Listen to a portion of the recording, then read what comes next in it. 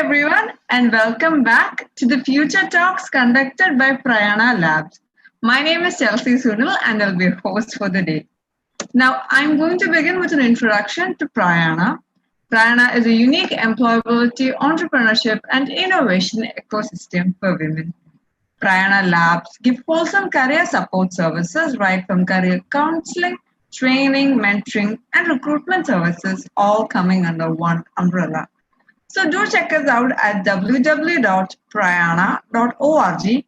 And in case you like what you see and you guys want to join us, please feel free to register at prayana.in or by downloading the Prayana app. Now, this is basically a community hub. It's a place where women can get together, share their ideas, their thoughts, and their queries with women of similar interest. The idea behind the platform was to create a space where women can get together and share their thoughts despite their geographical locations and boundaries. Now, we will be launching hubs in each of your places so that you guys can organize events and even go on ventures together. So, don't forget to download the Prayana app. This is Prayana Collective. It is unique in the attribute that it is India's first e-commerce platform that is dedicated to the empowerment of women. The platform is uniquely designed with an attractive affiliate marketing model where all the customers are given an opportunity for lifetime savings and earnings. So, in case you're looking for authentic handmade products, we have plenty of those made by extremely talented women.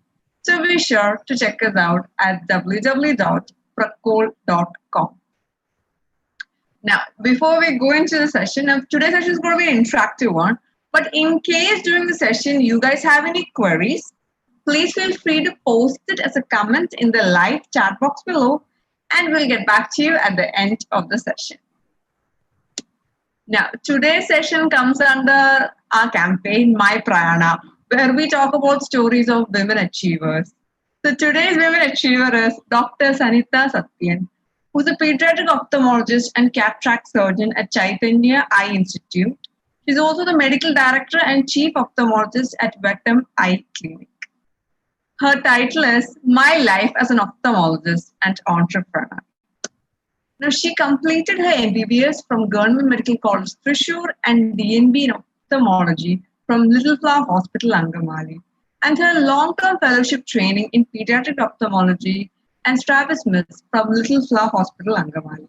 She has presented more than 60 scientific papers in national and international conferences and instruction courses in the annual conference of the All India Ophthalmology Conference as chief instructor and co-instructor. She is the director and chief ophthalmologist at Vettam Eye Clinic, Ernakulam. Now, she's won many awards, but to name one, I put in one. So she's won the Dr. S.D. Athawale Memorial Award for the best scientific paper in neuropharmacology for the study Delayed Visual Maturation, a longitudinal clinic and electrophysiological study, All India Ophthalmology Conference 2008 in Kolkata. A very warm welcome to the show, ma'am. Thank you, Chelsea. I'm so happy to be here. And at the outset, I would like to thank the Prayana Network for having me here. And it's a great pleasure to be a part of your Future Talk series. Thank you. So now we're going to just go ahead with the question session. Yeah. So my first question is, as a pediatric ophthalmologist, what are the different kind of cases you get on a daily basis? Okay. So I'm a pediatric ophthalmologist. I'm currently working with Chaitanya Eye Institute, Palarivattam in Kochi. And I do have my own clinic at Mulandurthi, which is towards the suburbs. And it's called Vettam Eye Clinic. So when you ask about the common cases which we encounter during a pediatric ophthalmology clinic, first and foremost, we know that is most common one is the refractive errors. Or in layman's terms, we say that there are a lot of children with glasses or spectacle users. So all these children have some amount of refractive error, which means that their eyes are not getting their light entering their eyes are not getting focused into a exact point which you would see in a normal person. Okay. So that is a refractive error, to put it very in very simple words. So perhaps that is the most common encountered disease catering to pediatric population. Then we do have a lot of other diseases like ocular allergies, which are very common in pediatric age group, especially these are seasonal, like when it is summer, when it is when there is a lot of dust and all, you tend to get ocular allergies, which are very common with children. Again, children can have many other diseases which we usually think are occurring in adults. For example, we usually hear about cataracts, which are age related. But again, children can also have cataracts, which are of course not age related, maybe due to a congenital disease. Sometimes it may be due to a metabolic disorder. It may be a part of some other syndromic conditions. Though not very common, cataracts are also encountered in our clinics. Another important disease which you get in children is squint. Technically, we call it as strabismus. Okay, so I think as a pediatric ophthalmologist, it's my duty to get you familiarized with certain medical terms also. So basically, I'm a strabismologist, which means I'm a person who is trained in treating squint. Squint is basically a misalignment of the eyes. So when I look at Chelsea's face, you can see that your eye, one eye is directed in one direction and the other eye is also aligned with the other eye. Your right eye is also aligned with the left eye, which makes it possible for us to have a single vision. For example, if I hold a pen in front of my hand, you know, my right eye is seeing this pen, my left eye is seeing this pen. But I don't see two pens. I see a single pen. That is because both my eyes are acting as a single unit. So in strabismus, this one eye may be in another direction, facing in another direction. So that is a misalignment of the eyes. So this is more common in the pediatric age group, or more detected in the early years of life. And there are other diseases which are very blinding kind of diseases, like retinopathy of prematurity, which is usually seen in preterm infants. Nowadays, we have a great survival rates for neonates, and many of them are born premature, preterm and all. All these children are have high risk of developing some abnormal vasculature of the retina, which means their retina is immature and has some amount of reactions to prematurity, which if not treated at the right time can lead to blindness. So these are some of the common diseases which we encounter in a pediatric clinic. Apart from this, all the usual infections which can have, like a conjunctivitis, keratitis, even other something called as uveitis. All these are something which we see as a tertiary care center in our place and very commonly among the children. I hope I have answered your question. Yeah, ma'am. Yeah. So the next question is, like, young children, like when they wear specs, so their morale basically comes down. They do get teased in school. So how do you really deal with that? Okay, this is a very interesting question and a very relevant one also, because our society usually thinks of, when you ask me the question itself, you say that you said that their morale would come down.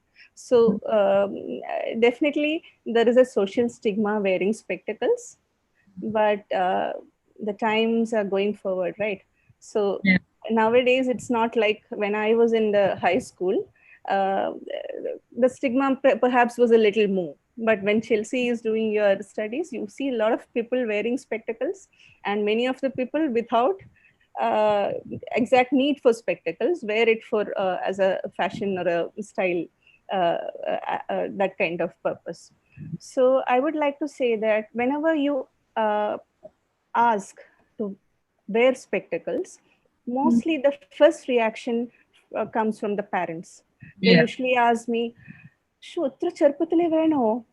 So that is one kind of, that is from a parent's point of view, from a mother's point of view, I can perfectly understand, because they understand, or they presume that the specs is something that is going to keep my child's morale down. But then you have to act and you have to exactly tell them, this is how I do it. I tell them about the mechanism of a refractive error and how your child is seeing right now, and how the child can be improved, child's vision can be improved with the help of a simple spectacle or a visual aid. And for the to the child, so always project something as a good thing, because you want the child to follow that.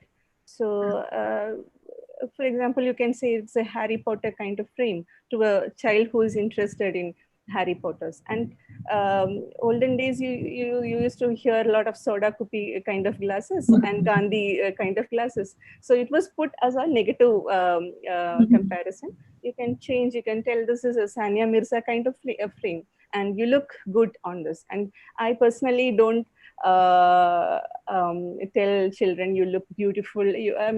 Sundari aayirikkunnu. I never tell that, because all the children are beautiful, and this is a visual aid. You project it positively. Most children are not stigmatized against glasses. Only the parents are. So you communicate with them, and most of them ask you like, once you wear the spectacle, will the refractive error be cured? That means, when can you get this spectacle off? Again, you are seeing the spectacle as something which is a hindrance. Of course, there are disadvantages associated with this. But again, if you are trying to weigh between the faculty of vision and the wearing of spectacle, you should always choose for a better vision. So in that sense, I always advise them, see, spectacle is not something which alters the refractive error, which means you have a refractive error, say myopia or a short-sightedness, because of the difference in the anatomical structures of your eyeball. Like the eyeball may be longer than age-related normal, or sometimes the curvature of the cornea might be different. All these prevent the light from focusing on a single point on your retina. Okay, so you may be able to see, but you may be seeing something that is blurred when comparison to your peers. So by putting a spectacle glass in front of your eyes, okay, you are not going to meddle with this anatomical aspect anyway. You are not going to change that. Some change may occur with the normal growth of the eye, but at the spectacle as such, it doesn't change the anatomical structures. What it does is it provides you better vision when the spectacle is on. It's like a short person, nothing against short people, but it's like the comparison which I usually say is a short person wearing high heels. Okay, when you are on your heels, you look taller, right? Yeah. But it doesn't mean that you're taller. When you are off your heels, you are of the same height. In the similar way, spectacle when on, you will be able to see better. But when the spectacle is taken off, your vision is the same. So you should understand that, or the parents should understand that this is a visual aid which will help you to see which will help your child to see better. So what happens if you don't wear spectacles at the proper time? That is the most important question, because in childhood, childhood is a most important or critical period of development of vision. So basically, we have two eyes. In school classes, we might have compared it to cameras. Our eyes are much more than that. But for the sake of communication, we'll say that we have two cameras.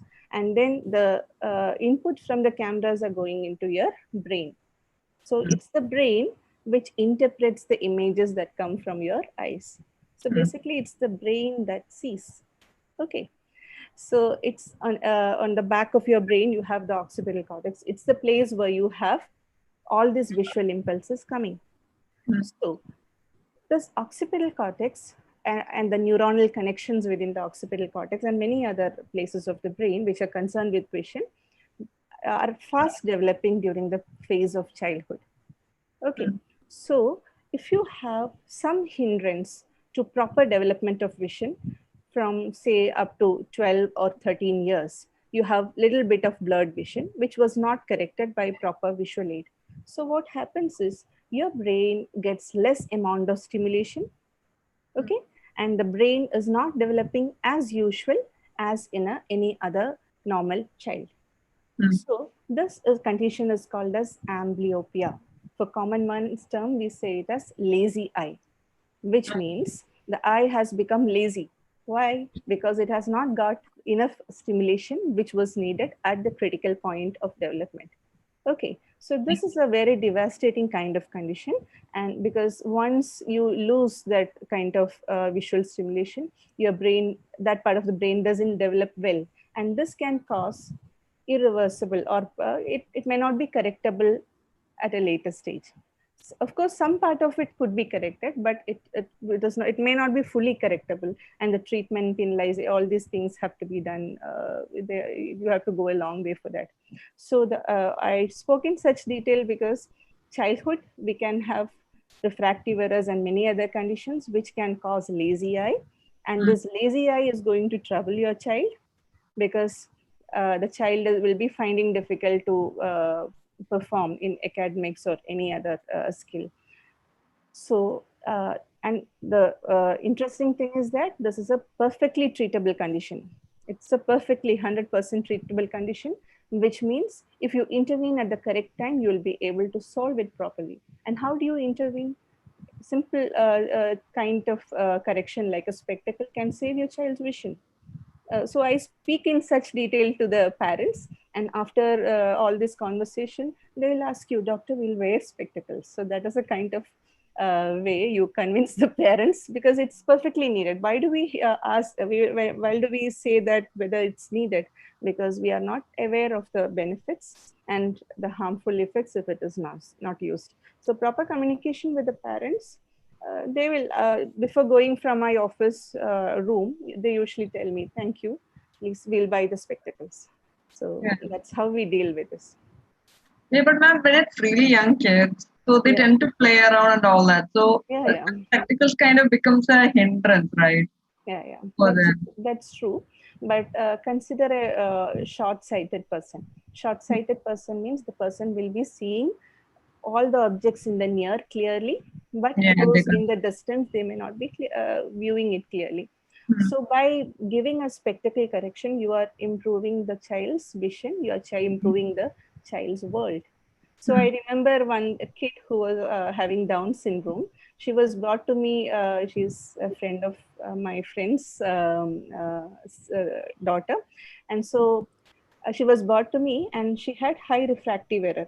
So she was only 2 years or less than 2 years old.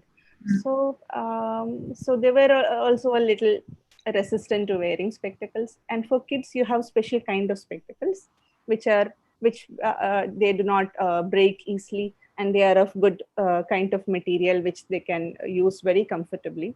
So after wearing the specs, initially after 1 week, my friend called me and she told, I think it's the first time that my child is seeing out of her window, because till then the child was indoors, the child was seeing everything. But when you stand on your balcony and look outside, the child was seeing a vehicle for the first time. So that is the kind of improvement that you can have by correcting something as simple as a refractive error or a myopia. And because children cannot say, if I or you have a refractive error, I'll say that I'm not able to see that particular person who is at a distance. A child can never say that, especially a 2-year-old kid. What do you expect her to say? So it's our duty as parents, as medical professionals, to understand their problems or understand that they might have these errors and do a checkup. Okay? Yeah. Thank you. There comes my next question. So what are some of the steps every parent must take care of their children's eye health? Okay. And honestly, like, how do you recognize if there is an issue, especially like you said, a 2-year-old? Yeah. He is not going to be able to speak. So how do you respond to that? Yeah. First of all, see, we all want our children to be healthy, to have all their faculties in their life intact. But what prevents us sometimes from doing such things is possible ignorance, or some people are really alarmed at hearing that my child has a refractive error, and because most of the parents say we do not have refractive error. How come our child has a refractive error? But it's we have to note that in this generation, or maybe in the current generation, we are having a large amount of refractive errors, especially myopia. So globally itself, there is a shift towards having refractive errors, especially myopia. Many research works have shown this, and we do not know whether it is because of watching too much of electronic media, staying indoors. So the research has not exactly identified what are the causal factors, but one thing for sure, there is a high incidence of refractive errors, especially short-sightedness among the current generation. And so this is one part of what we call as health education or social awareness. And in the developed countries, there is a definite testing protocols for children. Like at the newborn nursery, every child undergoes an examination where you may not be able to detect a refractive error in a one-day-old child, but again, gross abnormalities of anatomy may be picked out. And again, you have a proper examination at 1 year. Again, you have at 3 years. Before school entry. So in countries like Europe or even in UK, you have all these set norms. That means if I have a child and the child is 1 year, she will be brought to the pediatrician, and then if needed, there will be a checkup regarding the visual status also. So in our country, such norms have not become so solid, but again, many things are changing because many of the parents are very smart. They suspect that even without any visual symptoms, just before going to the school, many of them bring their children and say that, "Madam, I would like to have a eye checkup." So that is the kind of difference with health education has brought in our community. So one thing as parents, go to the ophthalmologist or even at the pediatrician's place if you have a chance for checking vision.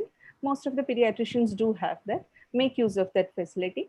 And in a country like ours, maybe I think at least at school entry, you should make it a point to have your child's vision checked, even if there is no refractive error, no complaints from the child, because most often children do not recognize that they have a problem.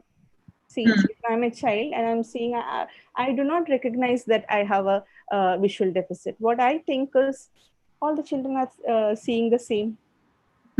So the child may not pick up always.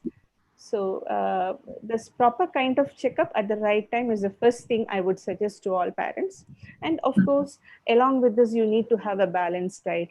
And then you have to reduce the electronic devices if possible. So last year, WHO has come up with some regulations regarding the use of electronic devices according to age. So according to that, under 2 years, there is absolutely no electronic media use. That is the recommendation. After that, you can have 1 hour of use. So basically, all these things are not only for the eye, for the child to develop creatively and to think. All these things, if you are glued onto a phone, may not happen, or glued onto a tab. So as parents, this is what research also shows. There are few evidences which can actually help your child, like exposure to sunlight. Exposure to sunlight definitely can reduce the risk of having myopia. That is what the studies done in many Chinese and South Asian population have shown. Outdoor game. Encourage outdoor activities. Now we are sitting in a place with a lot of COVID related indoor activity, but it might seem a contrast to talk about outdoor games at this point, but outdoor games and sunlight definitely have a role in reducing the incidence of myopia. And many studies also say that the incidence of myopia is much higher in urban children when compared to rural children. So the outdoor game and play may be something missing with our urban children. So all these things are something which you could. And the next important thing, as you asked me first, if somebody suggests a spectacle for your child, accept it, project to the child, it's a status symbol, like if the child is going for that, Yeah. and put it as a good thing, and then child also will understand that it's a good thing. If you put it negatively, the child will also resist. Okay, so I think these are something which as parents we could. And another important thing is, as I already told you, there is something called retinopathy of prematurity, which is found in premature kids, preterm kids, maybe before 34 weeks of gestation. So 7 months of gestation. Many children are born at that period. So if ever you have a preterm premature child, not only you, your neighbor, your aunt, your sister, get their eyes definitely checked by a pediatric ophthalmologist or a retina specialist, because you have to do that checkup within 1 month of birth, after which it may not be curable, and then you might have a visually impaired child. Actually, we have gone to almost all the blind schools or visually impaired schools in Kerala, and retinopathy of prematurity and the sequel following retinopathy of prematurity is the major, or is one of the major causes of blindness in children in blind schools. So this is completely preventable. So that is another message which I would like to convey to the parents. If ever you have a preterm premature child, along with the ICU pediatric reviews and all, just make sure that the child undergoes a dilated fundus examination by an ophthalmologist who's trained in ROP screening. I think that's all. Yeah. So yeah, the next question is basically to you. So what is it like being an entrepreneur? Yeah, it's great because when I think of myself, and I was trained in a tertiary care institute in Kerala, and then when you are doing your post graduation, when you are doing your fellowship, you go along a particular kind of hierarchies and training, which make you the kind of person you are, at least in your practice. After that, you join for a work somewhere else, and then you carry with that.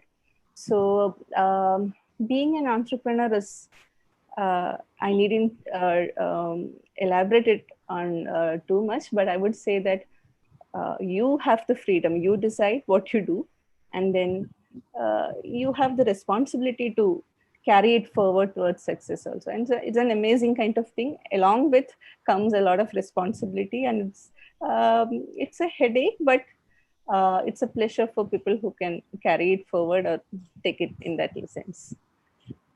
So ma'am, you're like a practicing doctor and you're running a business. So how do you like balance your priorities and what are the difficulties you've actually encountered? Okay.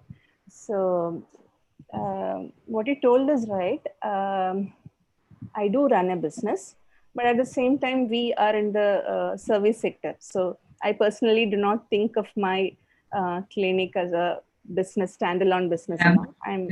I'm dealing with patients, and I'm dealing with people who have a lot to tell, and they have a lot of eye problems. And sometimes we enter into a lot of other chats, and they have a lot of other personal problems, which I also get the fortune to listen to. So in that way, it's a kind of, I would like to say that I'm very fortunate to interact with people, because many of the, if you say you are in software, you are in a banking business, so you are going to interact with a lot of digits or computers or software and all. So in my case, I'm dealing with a lot of live people, and it's a very amazing kind of thing. And balancing, see, I've started my clinic only 2 years back. It's a humble kind of setup, but again, I started my clinic because I wanted to balance my time. I have a small kid who is 7 years old, so I wanted to spend more time with my family and all. So when you go into a kind of professional setup, where you have a 9 to 6 or 9 to 5 job, you cannot dictate your time or demands or whatever. So I thought I should have some time for myself. And so I would like to say that it's not a difficult job. Any one of us can do. And especially as females, I think we are balancing a lot of things in our lives. And this is maybe a little small task than running a family, but definitely you can do. But one thing is that you have to prioritize. You have to prioritize what is needed for you, because, and the priorities may change each day by day or moment to moment, because if you have a lot of work at office, maybe I would decide that I would like to leave it at my office. And when I come home, it's completely, I belong to my home. So these compartments are made like that. And I try to be present exactly at the point I'm in. I don't think about office when I'm at home and vice versa. So balancing, it's not that big deal for me. Perhaps maybe I'm not in a huge setup, which I find difficult to balance. For the time being, I'm okay. I'm running cool. And prioritizing is very important. When you need to spend time with your family, you have to be there for them. When you need to spend time with your patients, you need to be for them. So that kind of decision making is also very vital. Right. So, ma'am, since what the lockdown began, since COVID, how has it affected your practice? Like, you must, you have to take a lot more precautions. That's You have true. to, as personally, you have to take some, and you have to make sure your patients take them too when you Yeah. guys get back. Okay, that's lockdown came as a surprise for us, and as ophthalmologist, we are. I personally think that when you go to a ophthalmologist clinic, at least once you would have put your chin onto a slit lamp and had the examination. So the distance between the doctor and the patient is less than half meters or so. So that is a high contagious area between you and the patient. So as ophthalmologist, in fact, the first ophthalmologist who reported, the first doctor who reported COVID was an ophthalmologist from Okay. Wuhan, and Yeah. then he succumbed to the virus because probably it was not identified at the right time. So we are at a high risk area when you're dealing with the patients. And at the same time, we cannot shun from this responsibility because there is COVID and you have to shut the place and all. So what I personally did was my clinic was shut down for 9 days from the first phase of lockdown because we didn't know what was happening around and the people were all inside their houses. After that, we opened and still now we are working as usual, but with all the standard precautions. We do have a hand wash facility, we have a social distancing, we have a separate waiting room, we have a separate facility to see patients with conjunctivitis because sometimes they say that the conjunctivitis or tear film can also spread the virus. And we have all the equipments for personal protection, including masks, gloves, aprons, all those stuff is there. As of now, I think we are pretty careful about each and every patient, and the patients are also careful because they are also taking all the precautions. And it's because most of them who would spend 10-15 minutes talking with me, now they restrain themselves to 2 or 3 minutes. So as a community also, we are also finding it how to tackle the situation.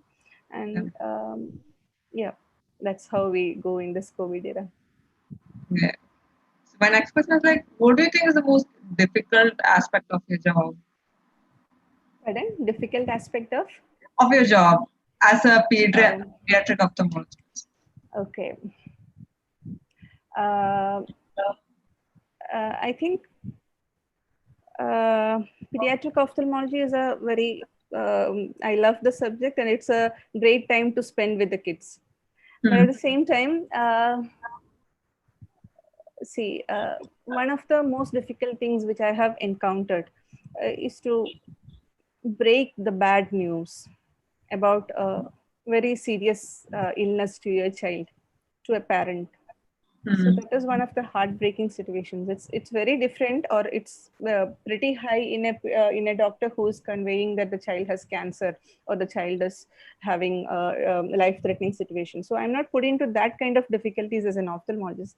But again, I do have situations when I had to communicate that there are some eye cancers like retinoblastoma growing into your eyes. So we know that it usually affects small children under the age of 6.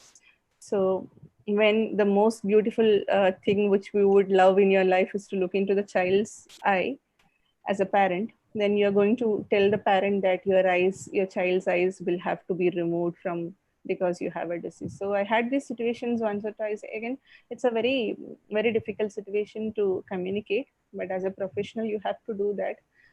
At the same time, we can be very sensitive about that also. But however sensitive you are, it's a difficult situation. So I think as an ophthalmologist, probably that is one of the situations which I had difficulty, or any other blinding disease. Sometimes um, congenital cataracts, retina problems. These children can become blind because of all these things, or all these complications. So it's very difficult to communicate to the parents emotionally for a doctor also. But again, we have to do with that.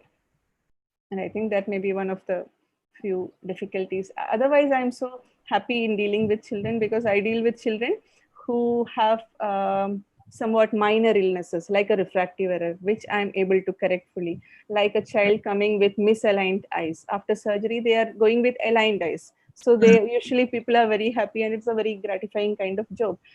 And after a congenital cataract surgery, the child who was not seeing, the child is seeing now, and it's a great blessing for me, and I'm so happy that I'm doing this job. At least the job is done through me. Yeah. So, I mean, just because you mentioned, ma'am, what are the symptoms of eye cancer? Yeah, eye cancers. Uh, Most common eye cancer is called retinoblastoma. Retina is the nerve part of the eye, where you can have some changes. For example, the changes usually it affects young children, most common in boys. So children up to 6 to 8 years, usual age group of retinoblastoma. Most common symptom will be what we call as a white reflex. That is when you look into the eyes of the child, like sometimes you might have observed when you click the photographs, sometimes you can have the red eye kind of effect. I'm sure you heard of noticed. So there is a red eye effect. But if something like that occurs as a white reflex, that is called white reflex. So white reflex is the most common presenting symptom of retinoblastoma. Another thing, you can have misalignment of the eyes, strabismus, as you or squint as you call it. That is another common symptom. Sometimes rarely the child may not have any symptom, like it may be a kind of mild kind of conjunctivitis, or sometimes there may be a mass in the eye, which is an advanced case of retinoblastoma, because the mass inside the eye has grown inside the eye and it has become visible to outside. So these are the common symptoms of retinoblastoma. Retinoblastoma can run in families. So all these are difficult situations, because after enucleating the first child's eye, the second child comes with retinoblastoma, and you're giving the parent the second diagnosis also. So it's all a difficult situation, but luckily retinoblastoma has a very low incidence. And earlier, maybe a decade back, retinoblastoma was considered as a life-threatening cancer, which it's again a very sad thing. But thanks to the advancements in science and technology, we can cure retinoblastoma now. We can cure it completely, and the children, of course, they do not die from retinoblastoma if detected at the correct time. And another important thing is that they do see with the eye, which has retinoblastoma, if it is treated at the proper time. But everything is about optimal timing of treatment. That is the importance of having a periodic eye checkup also. For example, I told you when the child is going to school, just have an eye checkup. At the same time, if there is a functional difficulty, the child is saying that I'm not able to see the blackboard, or the child is copying the letters from the friend's notebook, which means the child is not able to see. All these symptoms would alert a parent or a teacher to go for a checkup. And now we have a lot of school screening programs, because as I told you, refractive error is a common condition among children. Another thing, there is a threat of lazy eye or amblyopia, which, if not intervened at the proper time, can cause visual loss in the child. So all these situations, the child may not tell you that I am having a problem. The child may not identify. So by school screening programs, what we think is we go to the children at the schools and make them read a simple visual acuity chart. And if the child is able to read the chart, well and good. The child has passed the test. But if the child is not able to read the chart, it means that the child is likely to have a problem. And then you give a report to the parent, bring the child to the hospital for a detailed checkup. That is how it is done in Kerala. It is done in India. So we are able to detect a lot of children from the school screening programs, even in Kochi. And this is not something about the rich poor divide or the affluent class. It's very common to have affluent children have undetected refractive errors. So every child has a right to see, and every child has a right to have a proper eye checkup. So many of the things like eye diseases, which may be asymptomatic, can be picked up early by using proper screening and proper timing of interventions. So now we're going to go into the viewer questions. Yeah. We have a few questions. The first question is, with the lockdown, kids spend more time indoors and their screen time has increased. So what do you do? How many hours should you restrict your child? It's not like number of hours of restriction, because I have a 7-year-old boy in my home, and I find it very difficult to control the child from looking into the electronic media. Perhaps what I would think is children do not make decisions at this young age based on logic. You cannot tell them that WHO has asked only 2 years screen time for you and you are not able to. It's we parents are caregivers are thinking logically, and I think what I do personally is you give them other options.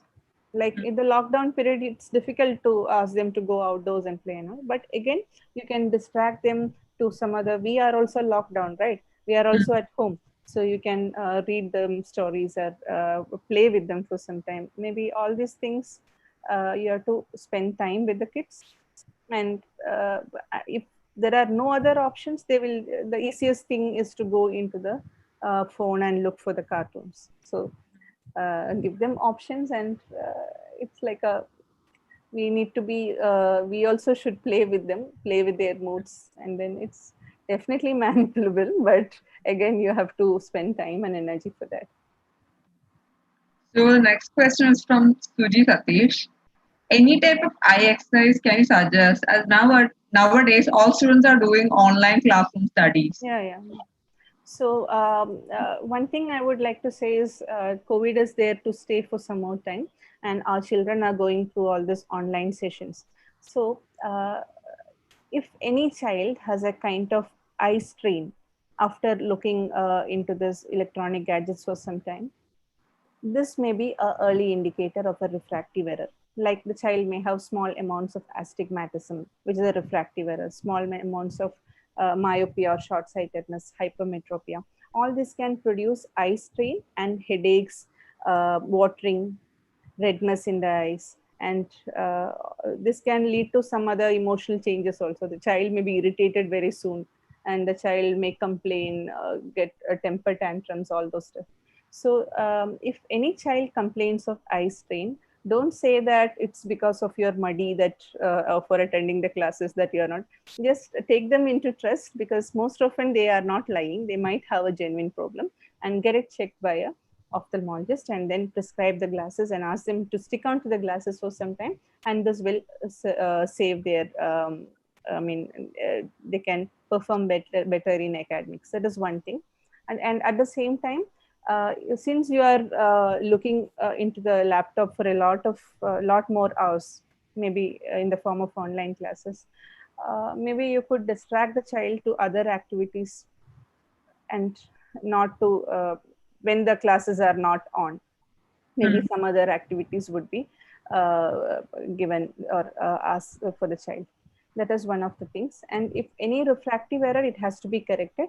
And then you can also have some see, whenever a person is looking into the computer monitor or a desktop or a laptop, what happens is our eyes, our muscles in the eyes, which are focused for near, are working. Okay. So maybe 1 hour or half an hour of computer work means the near muscles are put to a strain. They are tired or they are fatigued after long times of computer use. So there is a rule called 20-20, which means after 20 minutes of every 20 minutes of near work demands 20 seconds of looking into the distance, which Okay. means I'll explain once more. If you are a computer user, if you have been using the computer for say 20 minutes, just relax your eyes for 20 seconds by looking to a distance. Okay. When you look to the distance, your eyes, the muscles of your eyes, which are focused for near, are getting relaxed and the other muscles are stimulated. And that is one of the things which you could do. And then actually, if you are having an eye strain, you can try washing your eyes with plain water, which will help you to get rid of the strain to some extent. And then take some breaks in between. Don't go into a continuous mode. Once you feel the eyes are, hurting, you just stop your work for some time and look at the distance or engage in some other activities. This is the kind of visual hygiene what we speak about, or the exercises to improve your vision, visual demands. So all these things can be tried. So the next question is from Meera Balakrishnan.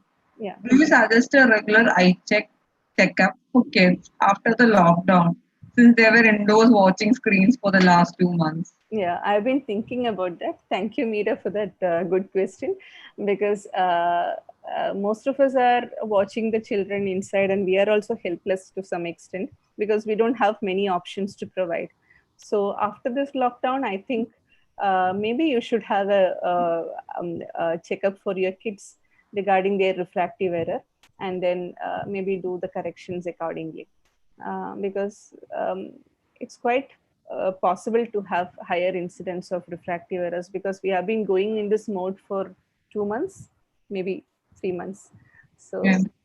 that might be needed. And online classes are going to continue for a few more months, because in the regular system might take some more time for this.